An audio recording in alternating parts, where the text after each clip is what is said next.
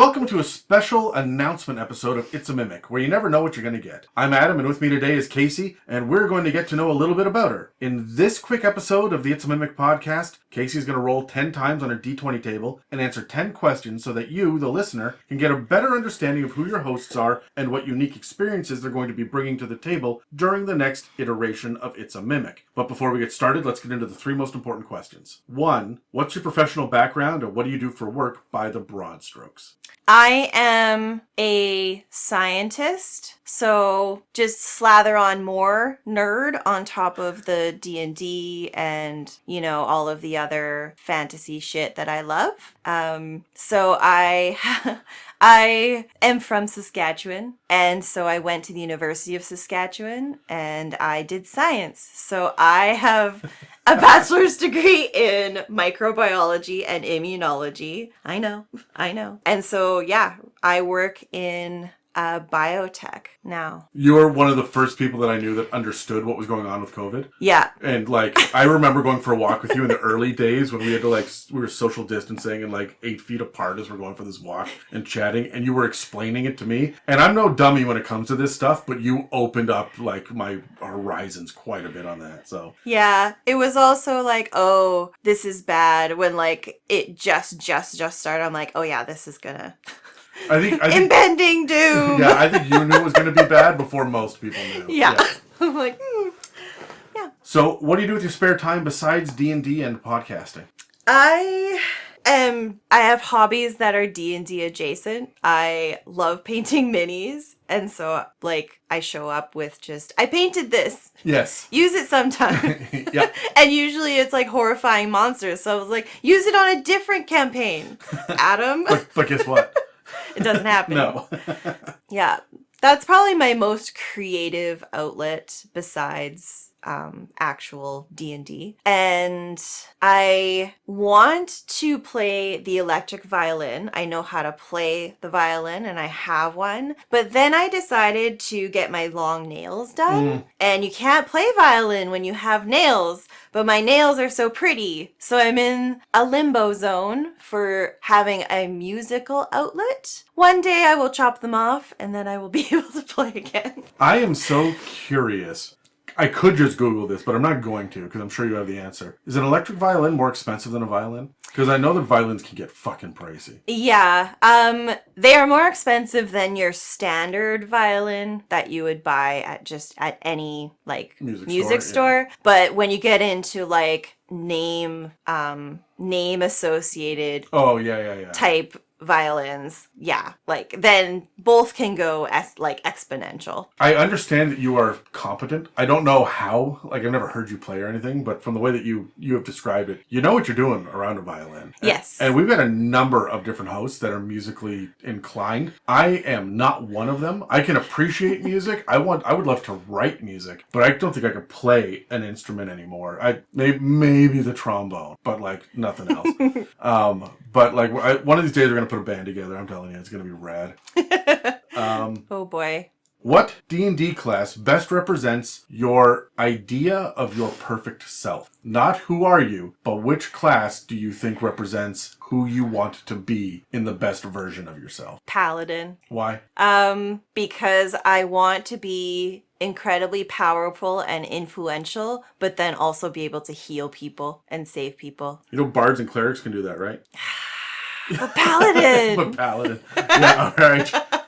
Fair enough. All right, so let's get into the 10 random questions. Grab a die and roll it, and I will ask off the table. 16. I'm excited because you're one of the handful of people that has not read these in advance. Yeah. Everybody kind of skimmed them and then didn't think about them for a few weeks, and so it's organic for them, but you're going totally blind. Yeah. What is one creative or artistic thing you wish you were better at, and why aren't you giving it more time and energy? Yeah, these are not your what's your favorite race, what's your species, or what's your favorite monster kind of questions. We're getting into it now. Yeah, it's totally cool. I wish I was better at drawing art. Yeah. Yeah, creating something from a blank page. I can paint the colors on an already created shape, or I can paint by numbers. Yeah. But to create something from like a pile of clay or a blank canvas that I don't have enough skills to do. And I would love to be able to do. Why aren't you doing it? Time, honestly. Yeah. The time and like practice, because it takes practice to get good at it. Because of a 40-hour work week. Yeah. I mean, that's fair. Yeah. Let's roll again. 8. What is a part of history that's a blind spot for you that you wish that you could be an expert on? Are you regretting not reading me the head now? It's fine. I wish I knew more about like the real history of the First World War, not just what I learned from movies. Yeah, never it's really intense. cared. Like in history class in high school, I didn't really care. But now I'm like, that would have been really nice to actually know. I have got some podcasts to send your way then, because holy shit, it has been well documented, well covered by like real experts. And I know that you do audiobooks and podcasts, so like I do. I may flip you a couple of I am not a history buff as a general rule, but these really captured my attention. So all right, you're gonna help me then. yes, if you remind me, I am incredibly tired. Let's roll again. 7. Do you believe in ghosts, aliens, monsters like Bigfoot or El Chupacabra, alternate dimensions, telepathy, telekinesis, anything supernatural, and why or why not? 100% yes. Okay. On all of the above? Yep. Okay. I believe anything is potentially feasible and possible. And I am science-based. Yeah. But there is always a way to explain things, still embracing the supernatural and having, some physics or chemistry involved. I've always believed that supernatural is just undocumented.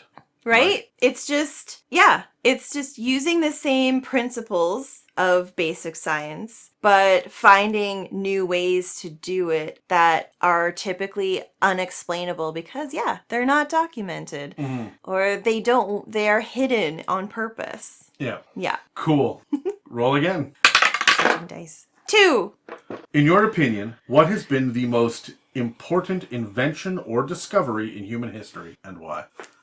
You're getting all the like big, broad. Like, oh my god! They're not all like some of them are real dumb, but you're getting all the good ones. The greatest invention or discovery. My favorite thing about these questions is I'm pretty sure everybody goes home and lays in bed afterwards and like, shit, I should have Yes, said. Yeah. Absolutely. I can think of what I wish did exist because it's all fantasy, but the greatest discovery, I'm going to say the creation of movies. Why?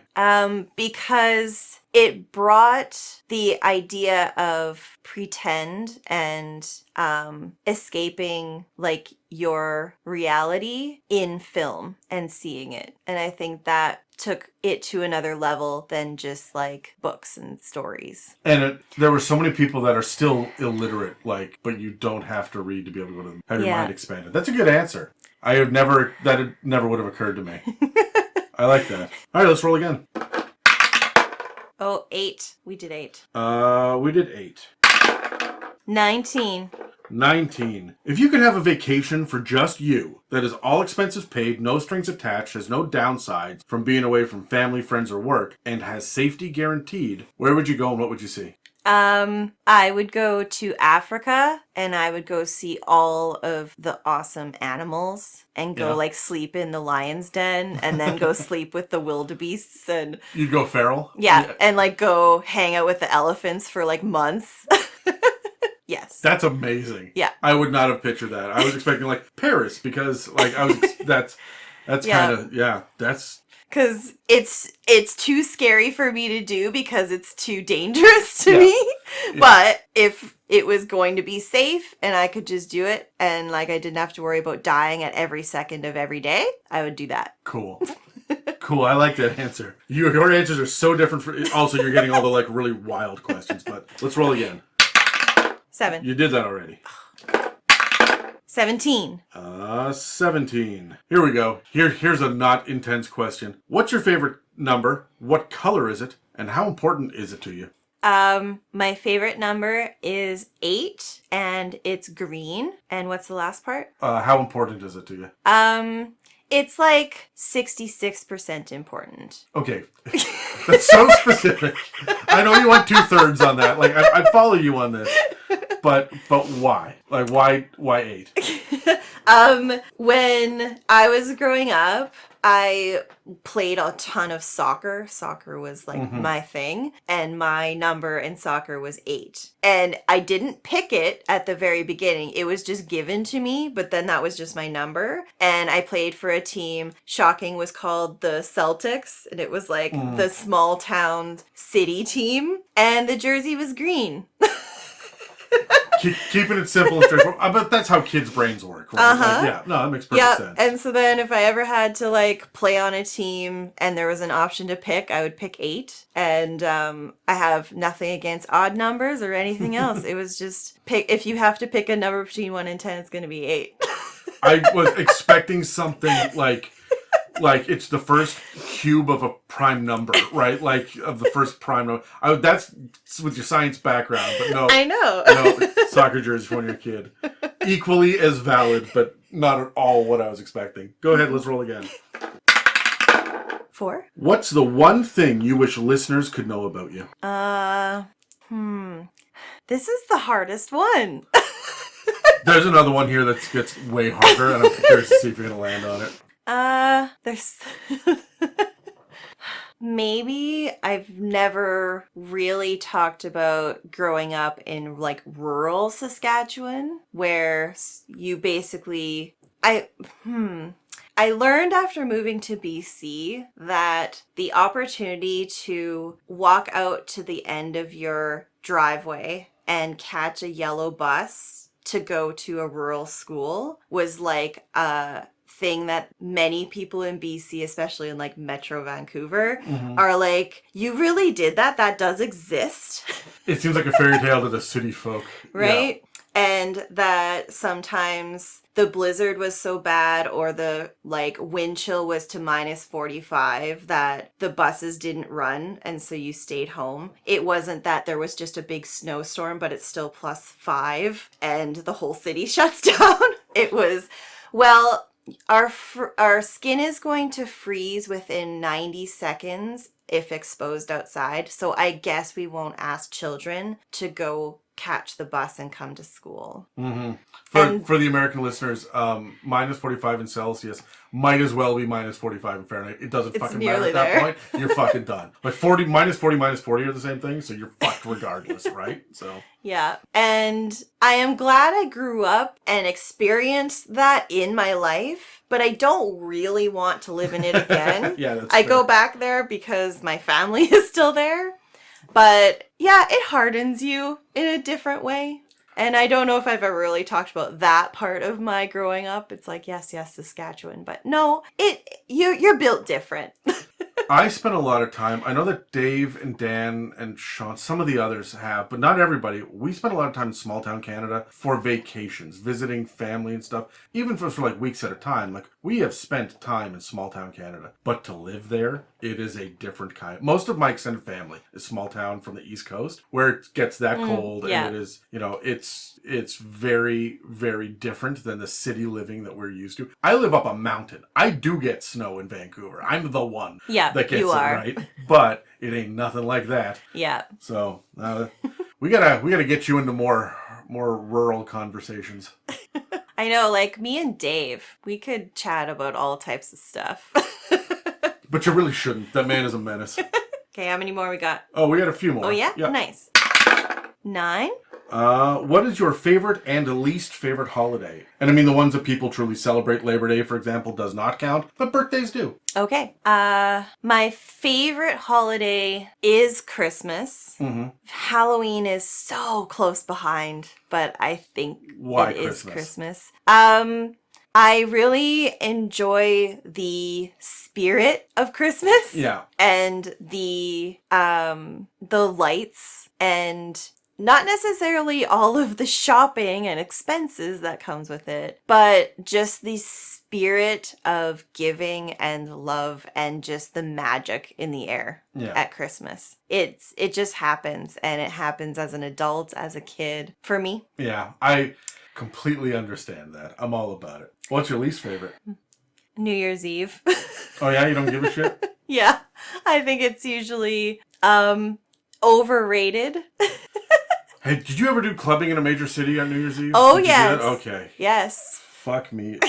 Some of my worst memories. I've got some wild stories about that, but some of my worst memories are standing in lines in the cold. Yep. Or being packed shoulder to shoulder with the sweatiest people. Yep. And then trying to get home, and and you're like, I don't know if I'm going to get home tonight. I don't know how. And in Saskatchewan, think you're getting kicked out of that place. It's -30 and there's 0 taxis, and there was no Ubers back then. Yeah. And you're out in the middle of nowhere. So sometimes it's like, if we don't get home, we will die out here. I mean, that's fair. Yeah. I got to the point pretty quick in my 20s where it was like, if we're going to be downtown, someone's getting a hotel room, and we're just going to sneak 10 people into it. Right? So that, Yeah. Like, fuck this noise. Yeah. So, yeah. And so nowadays, I still enjoy spending time with friends at New Year's Eve if I can, or loved ones. But also, if it's just a night that comes and goes and I go to bed at 11, I'm totally fine with that. I just want to get drunk in somebody's living room. That's Right? what it is. I want to get my 7 best friends together to get shit-faced. Yeah. And realize at 12:30 that we missed the ball drop, right? Yeah. That's what I'm looking forward to on Christmas Eve. Or on, On New New Year's Eve? Yeah. Yeah. Yeah. Roll again. Oh, 8. Doing it again. Uh-oh. Nat 20. All right. Is this the question? No, but it's one of the ones that stumps people. Oh, good. What are your 3 genie wishes? And there's no gotcha moments, so I'm not going to pull the rug out from under you on anything. Okay. And you have to follow Aladdin rules. So no bringing someone back from the dead, no forcing anyone to fall in love with you, and no additional wishes. Okay. Ability to teleport. You were the second person to say that. Really? That's fucking wild. Yeah, okay. And you're also the second person to roll this so far in this. So, like, that's wild. Teleportation. Ability to use the Force. Okay, but, like, what version of the Force? Like, the bullshit Disney Plus version of the Force? Do they make up the rules every 20 minutes? Or? No, like the original Star Wars The Force. Tridge? Yeah. Yeah. Basically, so when I go to bed and get cozy and I forget to turn the light off, I can use the Force. You're here for the telekinesis, not the choking out your enemies. Well, that might come into play at some point. But yes. Or like just, bring the bottle of wine from the table to fill my glass without having to get up. So, like really, truly impactful uses of the Force. Yeah. Yeah. Used for good, of course. Yeah. And your third one?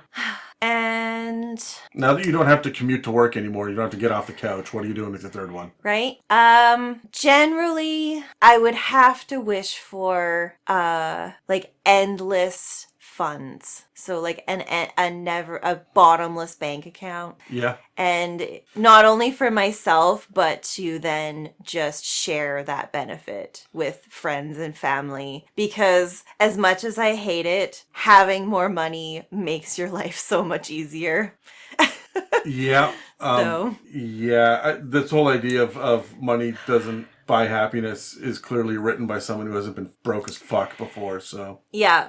And I don't need it to then have anything and everything. It's to just not have worries about money. It's funny. And the best, most unique take on that I've heard, because someone else brought this up, decades ago, and I'll never forget. So I was in my early 20s, and he said, I don't need to have a bank account full of millions of dollars. I just need to be able to reach in my pocket and pull out the exact amount of money that I need. Yeah. Right? Yes. To know that it's just there. Yeah. So when shit hits the fan and you need something to save someone or save your pet, oh my God, my pet has been so expensive this last year. It's just there. Is she still eating joints off the sidewalk when you take her for walks? Or is Thankfully, she grew out of that. it only took, what, 2 or 3? How many times? Yeah. Welcome to Vancouver. Yeah, let's not talk about it. That's why I need endless bank account. Yes. Yeah, thankfully, when she reached 1.5 years, she stopped deciding to eat everything and smell everything. But yes, I don't need to live in a mansion, and I don't need to like have a like $500,000 car or any of that shit. I just want myself and people I care about to not worry about money, to be able to just give that level of comfort. Mm-hmm. That's a good answer. All right. We're going still. Okay. 14. 14. This is the hard one. If I were to offer you the Matrix pills, where the red one offers you the absolute miserable truth and the blue one allows you to continue your life as is, not knowing that the world is more terrifying than you know, which one do you choose? A few years ago, it would be blue pill no matter what, because I'm like, I can't hack any more shit. Fair. I am at peace with chaos, so I pick red. You're a fucking agent of chaos. Yeah. That fucking tracks. So it's the red pill. Most people are choosing red. They would rather be miserable than deal with ignorance is bliss. Yeah. Yeah. There was a time in my life where I needed ignorance for the sake of my own sanity just to hold on. But embrace the chaos. Bring me the reality and I'll figure shit out. Okay, so I have one last question for you because we've done all 10 rolls. This is one that everyone has to answer. Back to Dungeons and Dragons now. What is the most important piece of advice that you have for D&D players? Doesn't matter if they're brand new or have 50 years of experience. Doesn't matter if they're a forever DM or a never DM. What do you want them to know? You are never too old or too young to play pretend. So just embrace what D&D has to offer and don't worry so much. Short and sweet. Everybody tends to ramble. I like that. Well, that's all for this Meet the DMs episode of It's a Mimic. Please take a second to engage with a like, follow, comment, and review to help push our engagement. And don't forget to subscribe to find future inspirations for your campaigns. If you'd like to support us, we have a store with some merch and a donate button on our website, itsamimic.com, as well as a Patreon. This episode and others can also be found on Spotify, Apple Podcasts, YouTube, and most other podcast apps. Thanks for listening to It's a Mimic, where you never know what you're gonna get.